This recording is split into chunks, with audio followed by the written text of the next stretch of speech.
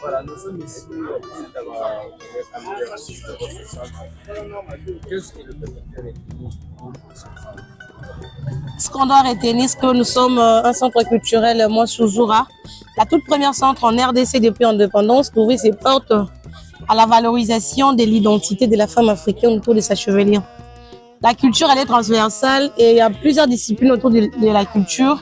Alors nous avons fait notre champ de bataille à promouvoir la coiffure qui est un élément, qui est un langage, qui est un symbole et une appartenance ethnique. Alors pour l'ouverture de ces centres, nous lançons les formations qui va commencer très prochainement avec des techniques ancestrales, justement pour pérenniser nos techniques ancestraux, pour laisser la génération future une histoire et aussi pour enlever un peu les complexes qu'a nos jeunes sœurs autour de l'identité. Parce qu'on se donne l'idée que si on a nos coiffures africaines, qu'on n'est pas à la mode. Alors ce n'est plus question de la mode, mais c'est question de qui nous sommes, c'est quoi notre identité, c'est quoi notre culture et à quand est-ce que nous pouvons nous décider, hein, comme on dit, décide-toi pour ce qui est de ta culture autour de la chevelure.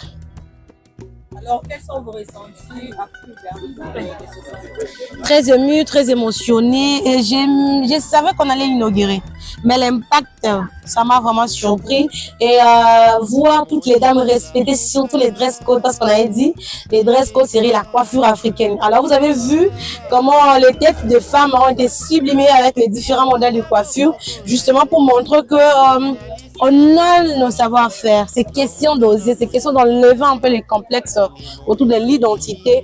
Et je suis très reconnaissante et très vraiment touchée à toute personne d'une manière ou d'une autre. Je ne saurais pas citer nos parents qui ont rendu ces moments ici inoubliables et nous avons créé l'histoire ensemble.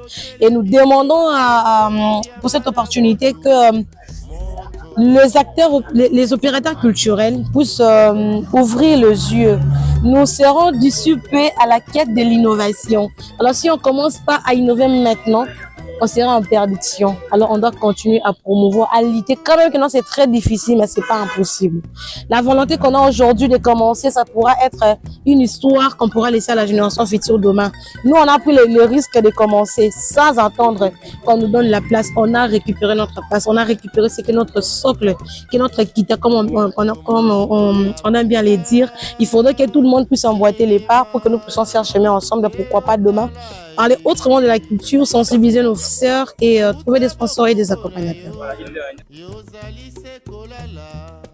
La mukana no yotala, denge moi ebimiye.